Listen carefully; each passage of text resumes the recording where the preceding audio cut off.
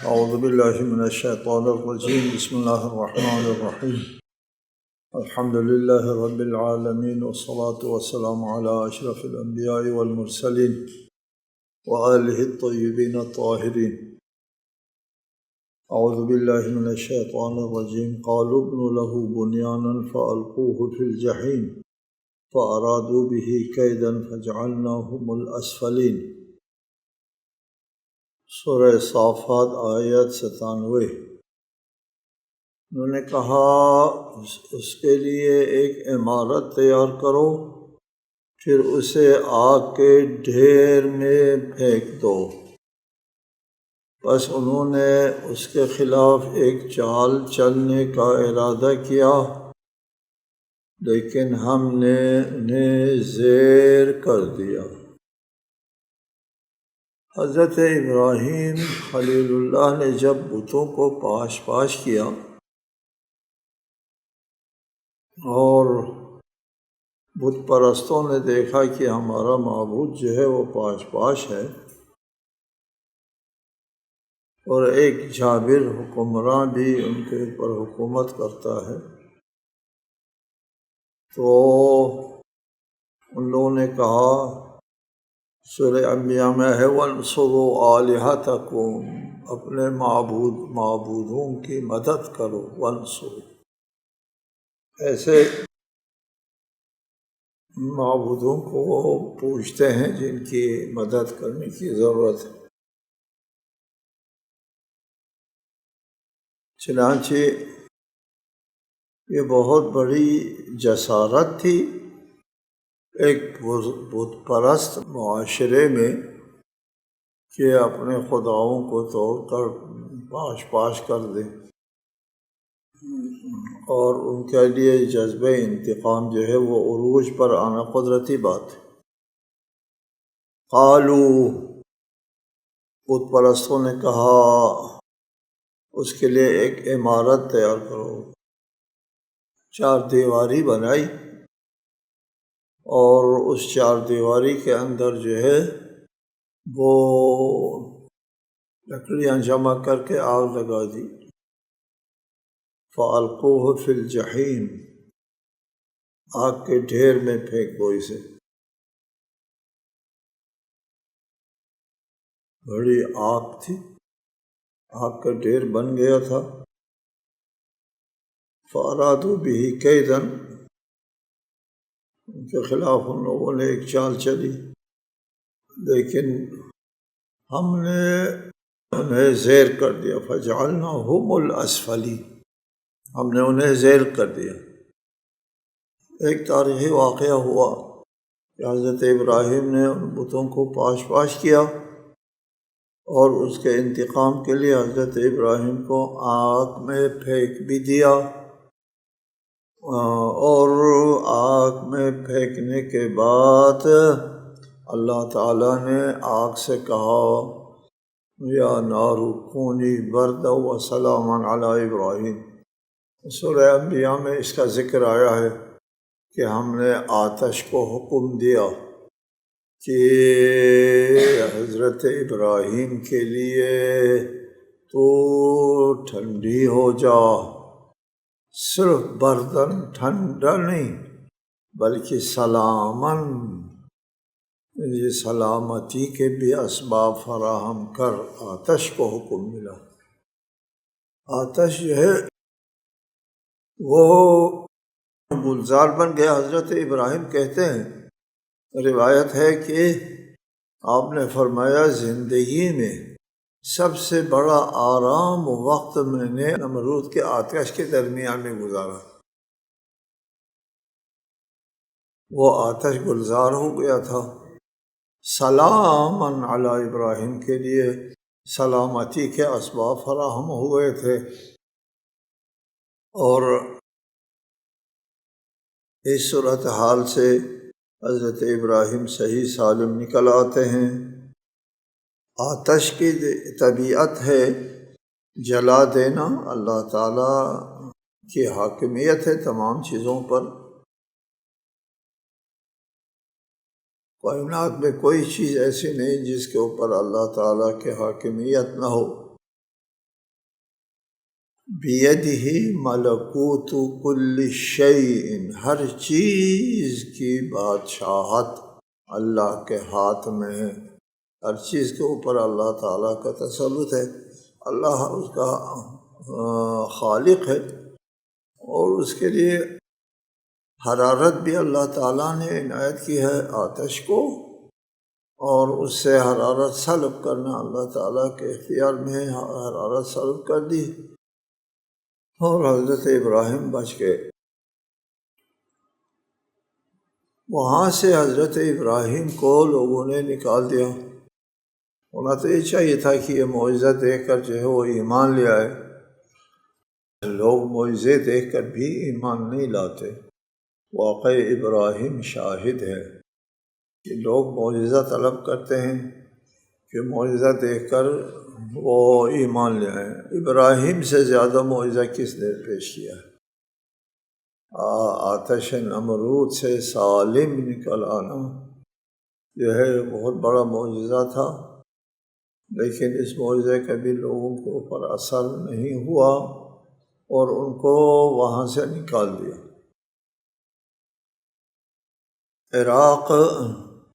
عراق کی سرزمین سے حضرت ابراہیم کو نکال دیا۔ عراق کی سرزمین کو کلدان کہتے ہیں، کلدانیین کی ثقافت تہذیب بابل میں ابھی بھی موجود ہے۔ عراق کے شہر بابل میں نمرود کی جو ہے بادشاہت کے آثار ابھی بھی موجود ہیں۔ اس وقت کلدان سے نکالا اور حضرت ابراہیم کلدان سے نکل کر کنعان چلے گئے۔ فلسطین کو کنعان کہتے تھے اس زمانے میں، عراق کلدان اور فلسطین کنعان، یہ نام رائج تھا کہ کنعان چلے گئے، یعنی عراق سے ہجرت کر کے فلسطین چلے گئے۔ وقال انی ذاہب الی ربی سیہدینی، اور ابراہیم نے کہا میں اپنے رب کی طرف جا رہا ہوں، وہ مجھے راستہ دکھائے گا، وہ میری ہدایت کرے گا۔ جی وہ فلسطین کلدان سے کنعان جانے کو حضرت ابراہیم نے کہا کہ میں اپنے رب کی طرف جا رہا ہوں۔ ان لوگوں نے حضرت ابراہیم کو عراق سے نکالا۔ ایک روایت ہے کہ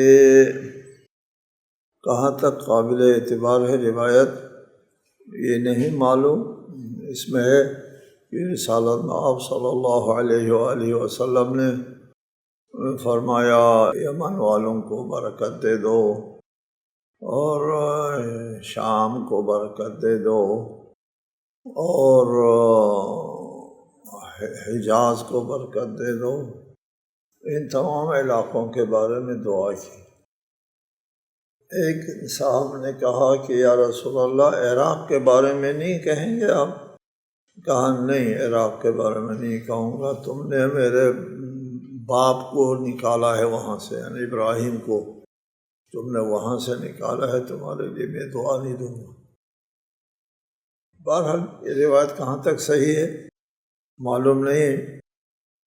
حضرت ابراہیم کو نکالا، وہ کلدانی لوگوں نے نکالا،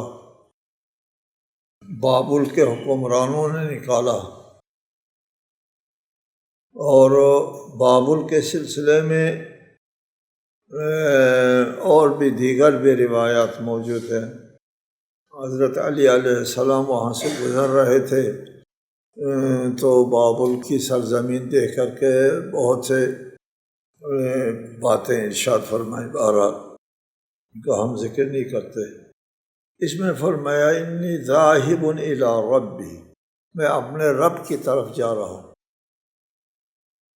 اس ہجرت کو تاریخ انبیاء میں پہلی ہجرت تاریخ ساز ہجرت، سب سے مقدس ترین ہجرت، اور انبیاء کے لیے ایک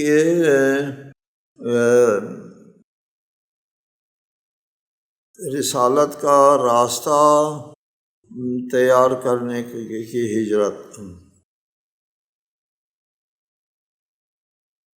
چنانچہ یہاں سے ہجرت کرتے ہیں حضرت ابراہیم کلدان سے کنعان، اور کنعان سے بھی ہجرت کر کے حجاز مکہ آتے ہیں، مکہ کی سرزمین پر، اور یہاں اپنے بچے کو بساتے ہیں۔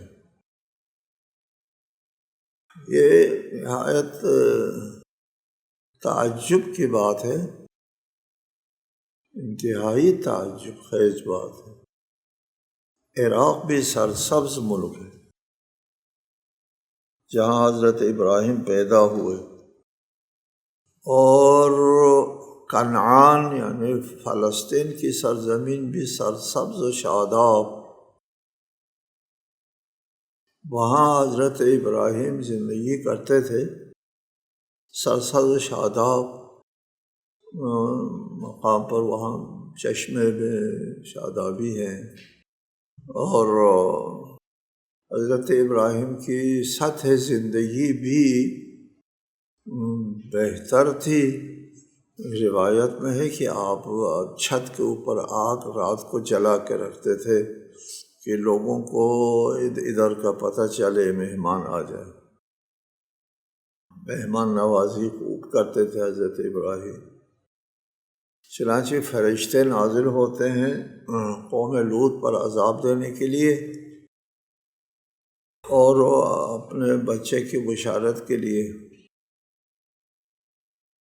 تو ان کو انسان سمجھ کر حضرت ابراہیم نے ایک بچڑا جو ہے وہ اس کو بھون کر کے پیش کیا، فجاء بعجل سمین،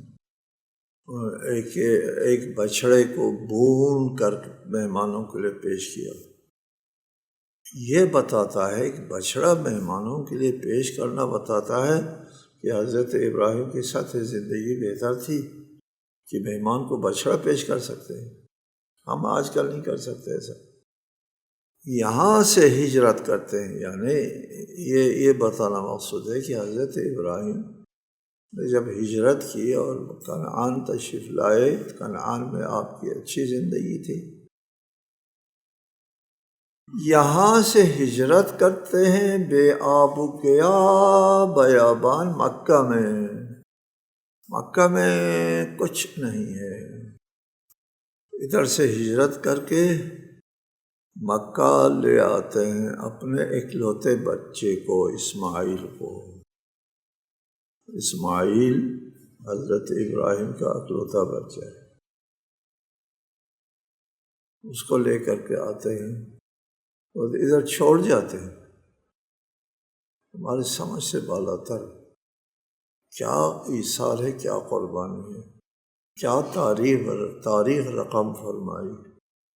جہاں حضرت ابراہیم نے عراق سے کنعان ہجرت کی، کنعان میں بیت المقدس قبلہ اول بھی حضرت ابراہیم کی جائے ہجرت ہے، اور قبلہ دوم مکہ بھی حضرت ابراہیم نے اسے گھر کو بنایا۔ جب حضرت ابراہیم مکہ تشریف لائے تو مکہ کی جو گھر ہے کعبہ کو حضرت آدم نے بنایا تھا، اور اس کی دیواریں گری ہوئی تھیں، اور اسماعیل بھی بڑے ہو گئے اور دونوں نے کعبہ کی دیواروں کو اٹھایا۔ دو قبلہ ہے، دونوں قبلہ حضرت ابراہیم کی ہجرت کی جگہ ہے، بیت المقدس بھی، قدس بھی، اور کعبہ بھی، دونوں۔ رب ہب لی من الصالحین، ابراہیم کی دعا ہے، اے میرے پروردگار مجھے صالحین میں سے عطا کر، اولاد عطا کر۔ حضرت ابراہیم کی اولاد نہیں تھی اور بڑھاپے کو آ گئے تھے، اور اس وقت تک اولاد نہیں تھی، اور بڑھاپے میں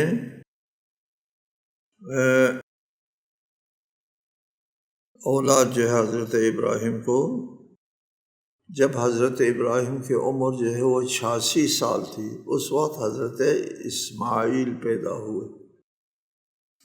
الحمدللہ الذی وہب لی علی الکبر اسماعیل و اسحاق۔ جی، حمد ہے اس اللہ کے لیے جس نے عالم پیری میں مجھے اسماعیل اور اسحاق عنایت کی۔ لہٰذا حضرت اسماعیل جو ہے وہ فبشرناہ بغلام حلیم، رب حب لی من الصالحین کی دعا کے نتیجے میں ہم نے بشارت دی ابراہیم کو ایک بردبار بیٹے کی۔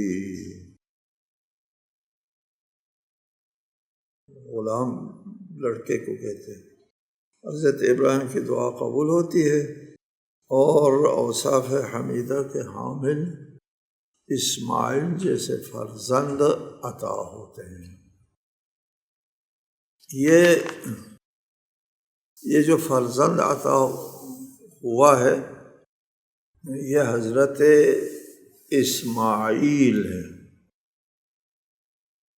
آپ اگر بائبل کا مطالعہ کرتے ہیں،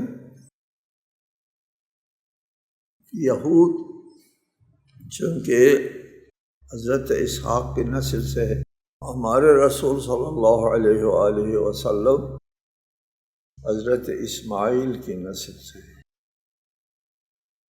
اس لیے اس نسلی تعصب کی بنیاد پر یہود جو ہے اپنی تورات میں وہ تحریف کیا ہے۔ تورات میں جو تحریف ہے اس کے بارے میں ہم نے مشروحاً درس دیا ہے سورہ بقرہ کے تفسیر میں، کہ یہ تورات جو ہے وہ تحریف شدہ ہے، اور اس تورات کا حقیقی تورات کے ساتھ کوئی ربط تعلق نہیں ہے۔ اس میں انہوں نے اسماعیل کی جگہ اسحاق کا ذکر کرتے ہیں کہ جو قربانی کے لیے پیش کیا گیا ہے وہ حضرت اسحاق تھے، اسماعیل نہیں تھے، یہ بھی کہتے ہیں۔ جبکہ یہ بات اپنی جگہ مسلم ہے کہ حضرت ابراہیم کے لیے حکم ہوتا ہے آپ اپنا اکلوتا بیٹے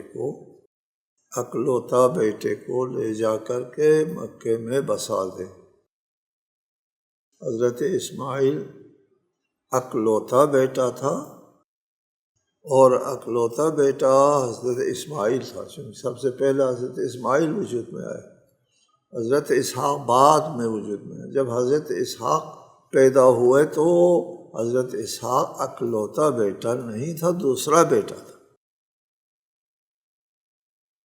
لہٰذا اگر اکلوتا بیٹا کہا ہے، خود تورات میں بھی اکلوتے کا ذکر ہے، اکلوتا خود دلیل ہے کہ اکلوتا اسماعیل ہے، اسحاق نہیں ہے، کیونکہ اسحاق اکلوتا نہیں ہے۔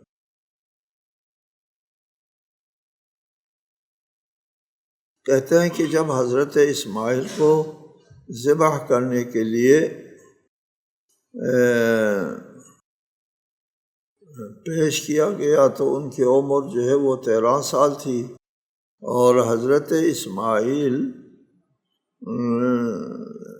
کے ذبح کا واقعہ پیش آنے کے بعد، یعنی 14 سال بعد، 13 سال 14 سال بعد حضرت اسحاق پیدا ہوتے ہیں۔ تو حضرت اسحاق جب پیدا ہو رہے تھے اس وقت حضرت اسماعیل کو قربانی کے لیے پیش کیا گیا، تو حضرت اسحاق تو پیدا ہی نہیں ہوئے تھے۔ حضرت اسحاق جو ہے وہ 14ویں سال میں پیدا ہوئے ہیں، یہ حضرت اسماعیل جو ہے وہ 13ویں سال میں قربانی کے لیے پیش کیے گئے تھے۔ فلما بلغ معه السعي قال يا بني إني أرى في المنام أني أذبحك فانظر ماذا ترى قال يا أبت افعل ما تؤمر ستجدني إن شاء الله من الصابرين۔ جب وہ ان کے ساتھ کام کاج کی عمر کو پہنچ گیا تو کہا اے بیٹا میں نے خواب میں دیکھا ہے کہ میں تجھے ذبح کر رہا ہوں، بس دیکھ لو تمہاری کیا رائے ہے۔ اسماعیل نے کہا اے ابا جان آپ کو جو حکم ملا ہے اسے انجام دیں، اللہ نے چاہا تو آپ مجھے صبر کرنے والوں میں پائیں گے۔ فلما اسلم وتلہ للجبین، جی جب دونوں نے حکم خدا کو تسلیم کیا اور اسے ماتھے کے بل لٹا دیا۔ فلما بلغ معہ السعی، جب حضرت ابراہیم کام کاج کے عمر کو پہنچ گئے تو انی ارا فی المنام انی اذبحک، میں خواب میں دیکھتا ہوں۔ یہاں پہ ایک تو یہ بتاتے ہیں کہ انبیاء کی خواب جو ہے وہ وحی ہوتی ہے، لیکن یہاں پر خصوصی طور پر حضرت ابراہیم کو وحی کے ذریعے پہلے سے بتا رکھا تھا کہ آئندہ آپ کو جو کچھ خواب میں نظر آئے اس کو وحی سمجھنا ہے اور اس کے اوپر عمل کرنا ہے۔ یہ پہلے وحی کے ذریعے بتایا تھا، صرف یہ نہیں کہ خواب میں نظر آنے کی وجہ سے اس کو وحی سمجھ لیا اور اسماعیل کو ذبح کیا، ایسا نہیں ہے، بلکہ پہلے وحی کے ذریعے بتایا گیا تھا کہ جو بھی آپ کو خواب میں حکم ملے گا اس پر عمل کرو۔ ایک بات اپنی جگہ آپ کو بتایا ہے، اس کا سمجھنا نہایت ضروری ہے۔ وحی کے بارے میں انبیاء کے اوپر جو وحی نازل ہوتی ہے وہ وحی حواس خمسہ میں سے کسی حواس پر نازل نہیں ہوتی، اس بات کو ذہن میں بٹھا دیں۔ وحی انبیاء علیہ السلام کے وجود پر نازل ہوتی ہے، وحی ہوتی ہے وجود پر۔ آپ کو اپنا پتہ ہے؟ جی مجھے اپنا پتہ ہے۔ آپ نے اپنے آپ کو دیکھا ہے؟ پتہ ہے نہیں؟ یا چش لیا سونگھ لیا؟ کس حواس خمسہ سے آپ کو اپنے وجود کا پتہ ہے؟ نہیں کہیں گے کہ آپ ہنسیں گے کیا بات کرتے ہیں، مجھے اپنا پتہ خود سے ہے، حواس کے ذریعے نہیں، میں اپنے وجود کو پورے وجود کے ساتھ سمجھتا ہوں میں ہوں۔ ہم لوگ اپنے وجود کو اپنے پورے وجود کے ساتھ سمجھتے ہیں، حواس کے ذریعے نہیں۔ یہ میں نے اپنے آپ کو دیکھ لیا اس لیے اپنے آپ کو مانتا ہوں کہ میں وجود رکھتا ہوں۔ جس طرح ہم لوگ اپنے وجود کو اپنے پورے وجود سے سمجھتے ہیں، بالکل اسی طرح انبیاء علیہ السلام وحی کو اپنے پورے وجود سے سمجھتے ہیں، جو حواس خمسہ قابل خطا ہے، حواس خمسہ کے قابل اعتبار نہیں ہوتا عموماً۔ انبیاء کو جو وحی نازل ہوتی ہے وہ قابل تردد، قابل شک نہیں ہے، اور اس کے اوپر انبیاء کو یقین حاصل ہوتا ہے۔ لہٰذا رسالۃ مآب کے اوپر جب وحی نازل ہوئی تو ورقہ بن نوفل سے پوچھا، انہوں نے کہا نہیں آپ پریشان نہ ہو، آپ پیغمبر بن رہے ہیں۔ حضرت خدیجہ نے تسلی دی۔ یہ ساری روایتیں جو ہے اسرائیلی ہے، یہ ہمارے نزدیک جو ہے قابل اعتبار روایت نہیں ہے۔ حضرت رسول صلی اللہ علیہ وآلہ وسلم کے اوپر جب وحی نازل ہوئی تو وحی پورے وجود پر اللہ تعالیٰ اپنے حکم کو ایسے وجود میں نازل کرتا ہے جس میں کسی قسم کی شک و شبہ کی گنجائش نہ ہو۔ تمام انبیاء کے لیے کوئی شک و شبہ نہیں ہوتا کہ میرے ساتھ کیا ہو رہا ہے، پتہ نہیں چلتا کیا ہو رہا ہے، ایسا نہیں ہے۔ پورے وجود قرآن مجید میں ہے کہ ہم نے اس وحی کو آپ کے دل پر نازل کر دیا ہے۔ قلب یعنی اپنے وجود کا جو مرکز ہے اس پر، انسان کے اپنے وجود کا جو مرکزی شے ہے اس کے اوپر وحی نازل ہوتی ہے، جہاں قابل شک و تردید نہیں ہے۔ لہٰذا حضرت ابراہیم نے جب خواب میں دیکھا تو یہ جو خواب میں جو دیکھا یہ اللہ تعالیٰ کے حکم ہونے پہ کوئی شک و تردد کا جو ہے کوئی گنجائش نہیں تھی۔ اس لیے فرمایا اے بیٹا میں خواب میں تجھ کو ذبح کرتے ہوئے دیکھتا ہوں۔ بیٹے کو بھی پتہ ہے۔ بیٹے نے کیا کہا جواب میں؟ کہا یا ابت افعل ما تؤمر، جو آپ کو حکم دیا گیا ہے اس حکم دیا گیا ہے۔ یہ حضرت اسماعیل بھی سمجھ رہے ہیں یقینی طور پر کہ بابا کو حکم ہوا ہے۔ اس کو ابراہیم اسماعیل بھی حکم خدا سمجھ رہے ہیں، شک کی گنجائش نہیں ہے۔ جان دیتا ہے شک کی گنجائش کے ساتھ، جان دینے کے لیے آمادہ ہو جاتے ہیں حضرت اسماعیل۔ اس کے بعد یہ واقعہ پیش آتا ہے کہ حضرت اسماعیل کو ذبح کرنے کے لیے چھری چلائی جاتی ہے، چھری نہیں چلتی اور اسماعیل بچ جاتے ہیں اور ذبح عظیم واقع بھی ہو جاتا ہے۔ اس کی تشریح آئندہ انشاءاللہ تعالی۔ والسلام علیکم ورحمۃ اللہ وبرکاتہ۔